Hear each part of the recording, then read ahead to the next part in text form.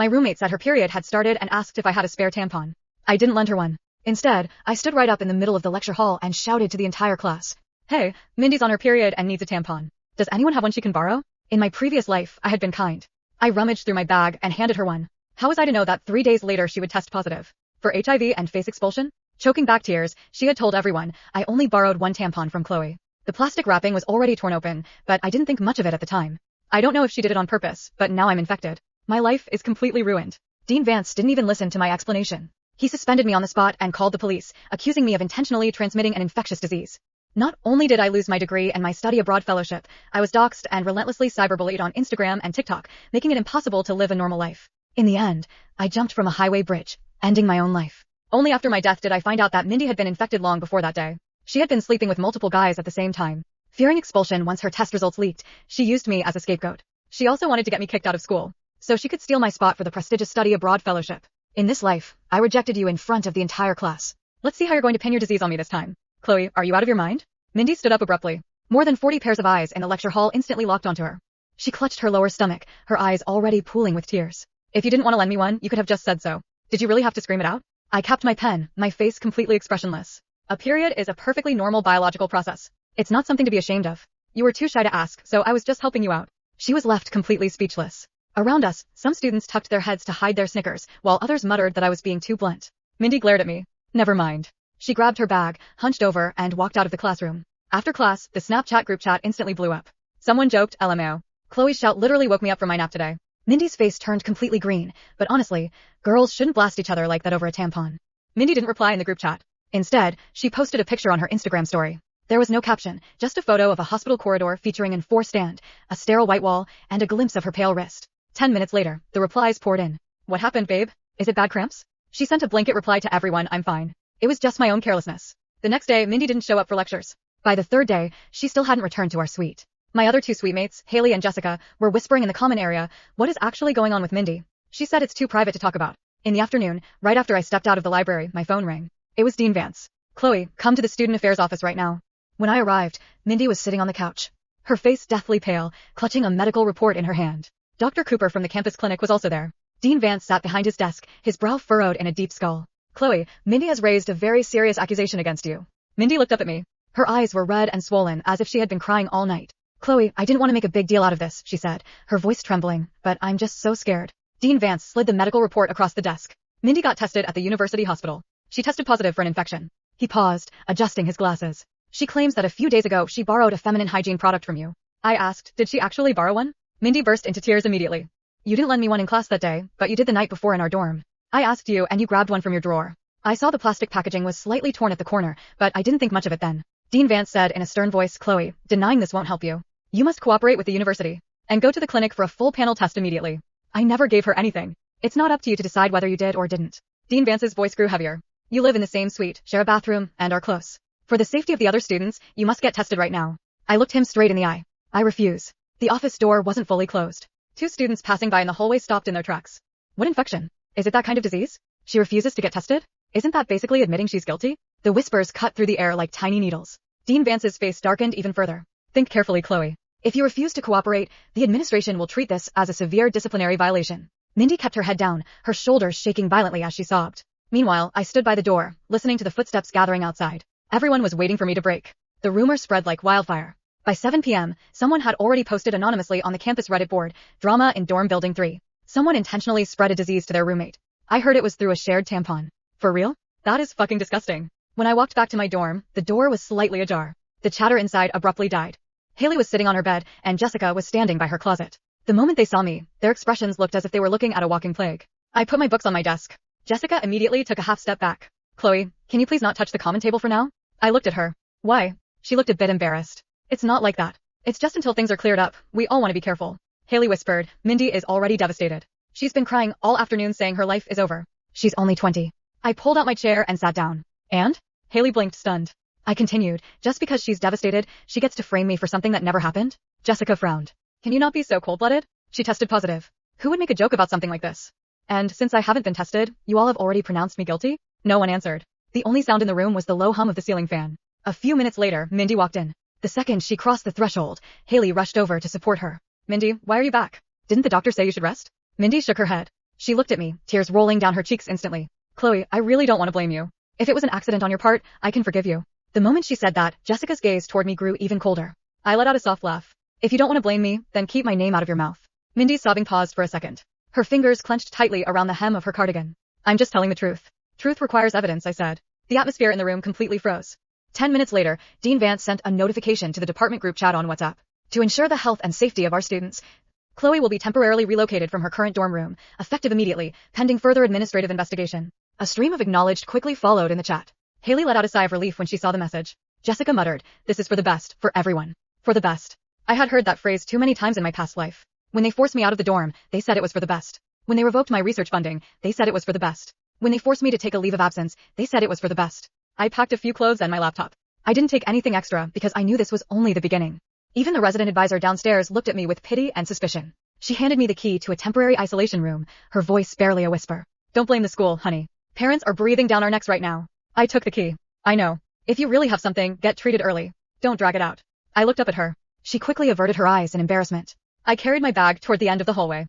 The temporary room was in the basement corner, right next to the utility closet. It was damp and smelled of mold. I tossed my bag onto the bare mattress. My phone buzzed. It was a text from Dean Vance. Your president's merit scholarship application has been temporarily suspended. I turned off my phone and sat on the edge of the damp bed. My heart was completely calm. Mindy probably thought she had won half the battle by getting me kicked out, but she didn't know I was simply waiting for her to blow this up as big as possible.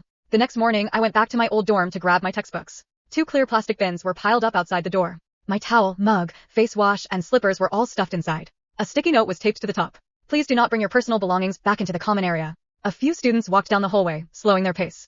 Is that her? Yeah, I heard she's quarantined in the basement. She actually has the nerve to come back and get her stuff? I crouched down and began transferring my things into a tote bag one by one. Haley came out of the suite. When she saw me, she turned pale. Chloe, why didn't you text us before coming? Do I need a permit to get my own books? Her lips trembled. No, it's just everyone is really scared right now. Scared of what? I stood up. Scared of me breathing? Her face flushed red. Jessica poked her head out from the door. Cut the sarcasm, Chloe. Mindy is in a really fragile state right now. Can you please stop triggering her? I looked past her into the room. Mindy was lying in her bed, her privacy curtain half drawn. She didn't show her face, but she let out a soft, dry cough, as if to remind everyone that she was the victim here. I walked over to my desk and noticed my drawers had been rummaged through. My notebooks were piled messily, and my class materials were scattered all over the floor. I turned around. Who touched my things? Jessica braced herself and said, we just helped you pack them so no one would accidentally touch them. Helped me? I picked up a notebook with a ripped cover. Did you have my permission? Haley said softly. It's an emergency situation. Jessica let out a cold laugh. You seriously have time to complain about this? If the dean confirms the infection, you might not even be allowed to stay enrolled. At 10 a.m., Dean Vance called me into his office again. A printed document lay on his desk. He got straight to the point. Chloe, the situation is escalating. Mindy's parents contacted the chancellor last night, and they are extremely furious. The university suggests that you voluntarily submit a withdrawal form. He pushed the paper toward me. This way, it won't look too bad on your official transcript. And you'll still have options for your future. I looked at the bold letters on the paper, voluntary withdrawal application. I pushed it right back. I'm not signing it. Dean Vance's face darkened. Chloe, don't back yourself into a corner. I'm not backing myself into a corner. You are trying to force me to confess to something I didn't do. Dean Vance frowned. Your attitude is highly problematic. Mindy has suffered severe trauma. As her suite-mate, the least you can do is cooperate. Cooperating doesn't mean admitting guilt. Dr. Cooper, who had been quiet, finally spoke up. Chloe, from a medical standpoint, we need you to take a test as soon as possible to rule out any possibilities. I turned to him. I can take a test, but not under the assumption that I am already guilty. Dean Vance slammed his hand on the desk. You are in no position to bargain right now. More students gathered outside the open door. The walls in this building were paper thin. Any raised voice could be heard across the entire floor. Dean Vance lowered his tone. We have a departmental town hall meeting this afternoon to announce the administration's decision. You better think it over before then. I grabbed my bag. I've already thought it over. As I stepped out of the office, I saw Mindy standing at the end of the hallway. She was wearing a white coat, her face completely drained of color. Seeing me leave, she slowly pulled down her face mask. She stared at me, her lips curling into a smug, triumphant smirk like she was looking at a bug. She had finally crushed into the dirt. The afternoon town hall meeting was held in the department's main lecture hall. It was officially labeled as a campus safety and health seminar, but everyone knew exactly what it was about. The moment I walked in, the buzzing room fell dead silent. A single seat in the very front row was left empty. A piece of paper was taped to the desk. Chloe. They were putting me on display under the spotlight. I sat down. Whispers erupted behind me immediately. I can't believe she actually showed up. She's got thick skin, I'll give her that. If I were her, I would have dropped out by now. I didn't look back. Mindy sat in the middle of the third row. Haley and Jessica sat on either side of her, holding her hands. Mindy wore a mask, her eyes red and puffy, looking as though she might faint at any second. Dean Vance walked up to the podium and turned on the microphone. We are holding this meeting today because of a recent incident that has severely impacted student well-being and campus order.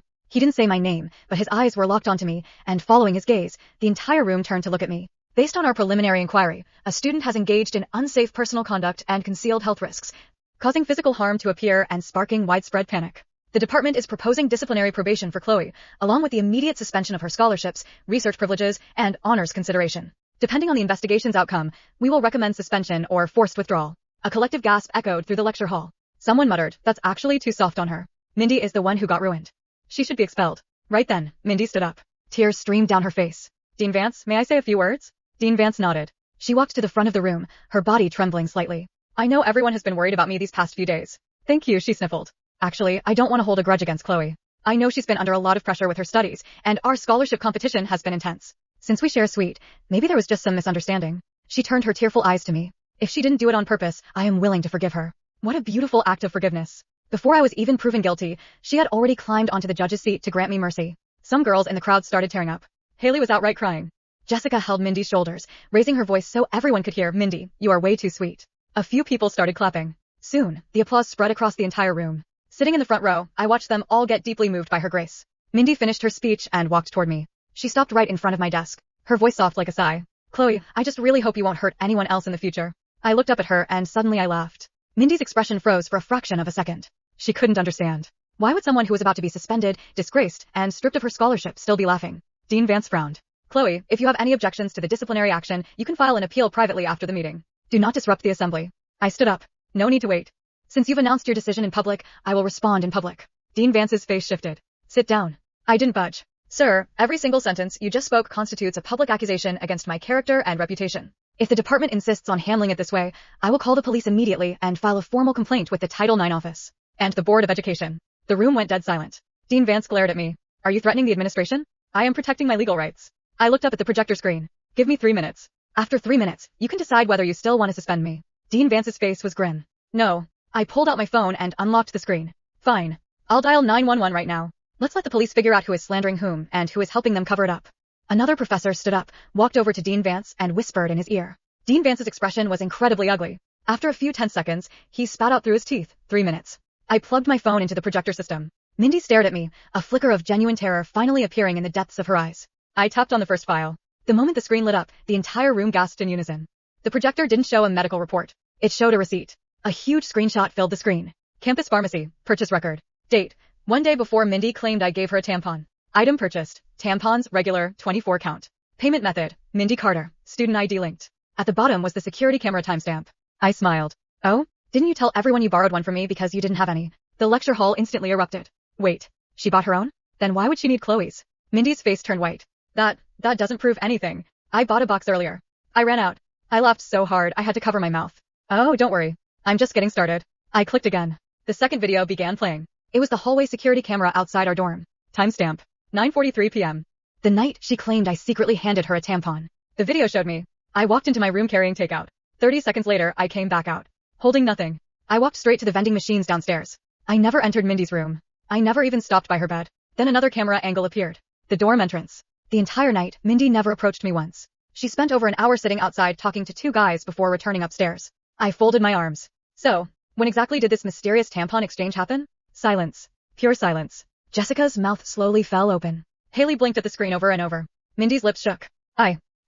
Dean Vance immediately interrupted. "Perhaps the cameras didn't capture." I cut him off. "No, they captured everything." I clicked again.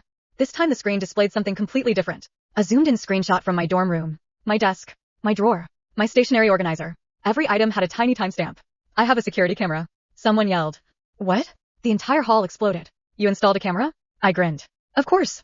I've had expensive camera equipment stolen before. So I installed a motion-activated camera pointing only at my property. My lawyer confirmed it's perfectly legal." Mindy stumbled backward. No.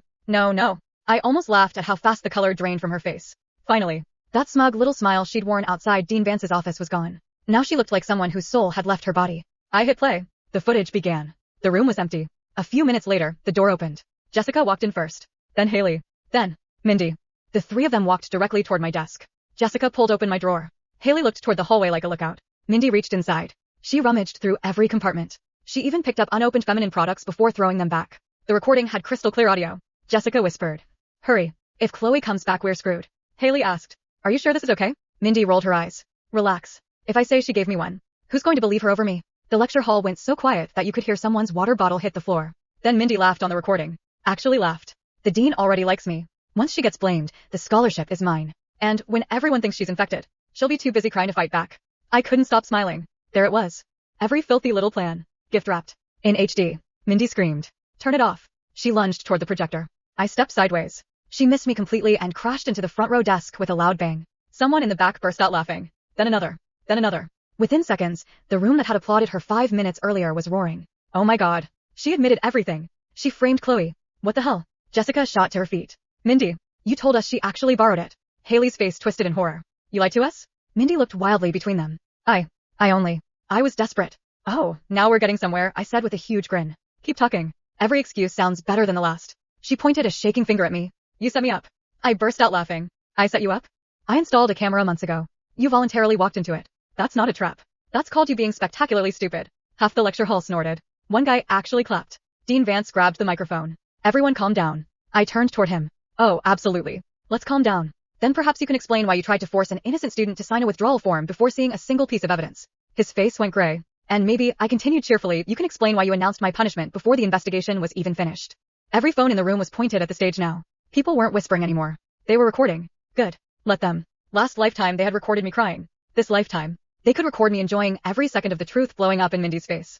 Mindy's legs gave out. She collapsed onto the stage, clutching at the podium as dozens of phones kept recording. No, that's edited, she shrieked. You faked it. Chloe faked everything. I couldn't stop smiling. Great idea. I turned toward the audience. Anyone here studying computer forensics? 3 hands immediately went up. One student called out, the metadata is still there. Those timestamps would be easy to verify. Another laughed. And there are 3 different camera angles. Good luck faking that. Mindy's breathing became ragged. She spun toward Haley. Tell them. Haley recoiled as if she'd been slapped. You used us. Jessica ripped her own hand away. You swore Chloe admitted everything. I believed you. You made us destroy her room. Mindy reached for them. Neither moved. For the first time since this nightmare began, she was completely alone. Dean Vance cleared his throat. This meeting is adjourned. No, I interrupted with a grin. It isn't. I held up another folder. I've already emailed every video, every receipt, every screenshot, and every chat log to the university president, the Title IX office, campus police, and my attorney. The color drained from Dean Vance's face. You? What? I figured someone might try to make the evidence disappear. So I made sure nobody could. The room exploded. You sent it to everyone? Dean Vance is finished. He tried to force her to withdraw. Campus police officers entered the lecture hall only minutes later. Not for me. For Mindy. An officer spoke calmly. Ms. Carter, we'd like to ask you some questions regarding a false report and fabricated evidence. Mindy backed away. No, I didn't. She pointed wildly at me. She ruined my life. I laughed. No, you tried to ruin mine. The only person who ruined your life was you. The investigation moved fast. The hospital confirmed what I'd known all along. Mindy's infection had been diagnosed before the day she claimed I'd given her anything. The pharmacy purchase records matched. The dorm footage matched. The security footage matched. Her own words matched. She had fabricated the accusation from beginning to end. The university publicly withdrew every allegation against me. My scholarship was immediately reinstated. The study abroad fellowship was returned to me. Dean Vance was placed on administrative leave while an outside investigation examined his handling of the case. Haley and Jessica each received disciplinary sanctions for entering my property and damaging my belongings. As for Mindy, the university expelled her for filing a malicious false accusation, falsifying evidence, and violating the student code of conduct. The police recommended charges related to making a false report and attempting to frame another person. Whether prosecutors pursued every charge depended on the jurisdiction and evidence, but her legal problems were only beginning. Within days, everyone who had once defended her deleted their posts. The campus Reddit thread flipped overnight. Justice for Chloe. The security footage is insane. Mindy lied about everything. Every internship she'd accepted quietly disappeared. Every recommendation was withdrawn. Every plan she'd built by stepping on me collapsed under the weight of the truth. Several months later, I was packing for my study abroad program when I heard the news. Mindy had died in a single car crash after losing control of her vehicle on a rainy night. There was no mystery. Just a tragic accident. I stood there for a moment after reading the article. Then I closed the news app. I felt hope after her death. That was a victory. The victory had come long before that, when the lies unraveled in front of everyone, when my name was cleared, and when the person who had tried to steal my future had been exposed by her own words and finally died. I picked up my passport, smiled to myself, and headed for the airport. This life, my future, belonged to me.